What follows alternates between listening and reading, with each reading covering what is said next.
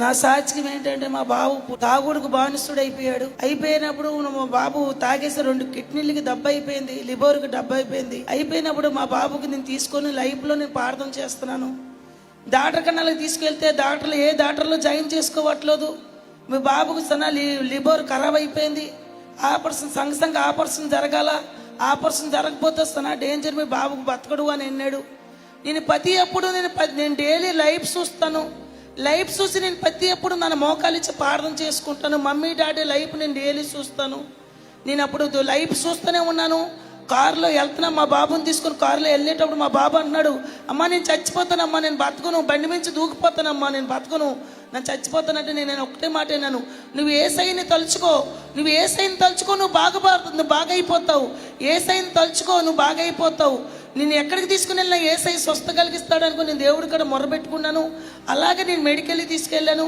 Medical రిపోర్ట్లు అన్నీ అన్నాయి, మీ లివర్ ఖరాబ్ అయిపోయింది, పిల్లోడు బేబేగా ఆపరేషన్ చేయాలా బాబుగాని అన్నాను. నేను అన్నాను నాకు అక్కడ పైసలు లేవు ఆపరేషన్ చేసేదానికి, 4 రోజులు 5 రోజులు టైం ఇవ్వండి అని అన్నాను. అవ్వదు 4 రోజులు 5 రోజులు టైం అవ్వదు, నువ్వు తురంతగా బేబేగా చేయాలి ఆపరేషన్ అన్నాను.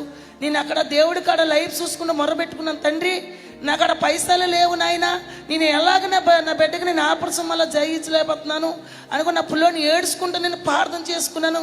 మా పిల్లోడు అంతా కరెంట్లు పెట్టేశారు, ఆక్సిజన్ పెట్టినారు, కరెంట్లు పెట్టారు. నేను అక్కడ కన్నీరు ప్రార్థన చేసుకున్నాను దేవుడికి, దేవా నా బిడ్డ బాగైపోతున్నాయినా, నేను బెల్లం పిల్లలు సాక్షిగా చెప్పుకుంటాను తండ్రి, దేవా నా తండ్రి నా బిడ్డ బాగైపోవాలని నేను దేవుడి కాడ మొరబెట్టుకున్నాను.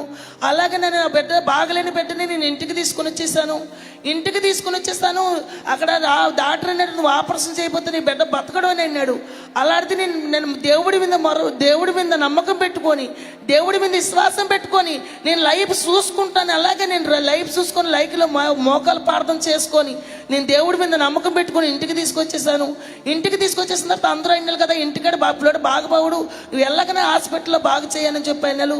మా దగ్గర హాస్పిటల్లో వేసి నేను మొరబెట్టుకున్నాను. దేవుడు ఏ ఆపరేషన్ జరగకుండా ఏది జరగకుండా దేవుడు స్వస్థ కలిగించాడు. నా దేవుడు చేసిన దేవుడికి ధన్యవాదాలు. స్తోత్రం. గట్టిగా చెప్పలు కూడా దేవుని నామం మహిమపడదామా.